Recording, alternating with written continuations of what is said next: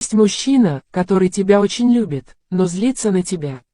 Я назову его имя в конце этого видео, и вы можете быть удивлены.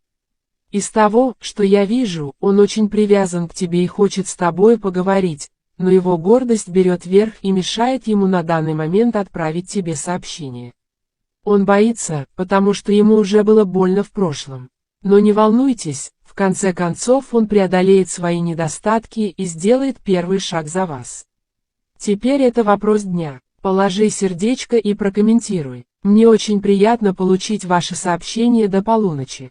Этот близкий вам человек – ваш третий контакт, когда вы делитесь этим видео в WhatsApp. Ты удивлен? Это нормально. Однако на самом деле это их родственная душа, и вскоре они будут жить вместе. Вы переживете историю любви, достойную фильма, и впервые в своей жизни наконец почувствуете себя полностью желанным, любимым и защищенным. Взаимодействуйте с этим видео 3 раза, чтобы подтвердить это прочтение. Я бы тебя предупредил, карма реальна и существует.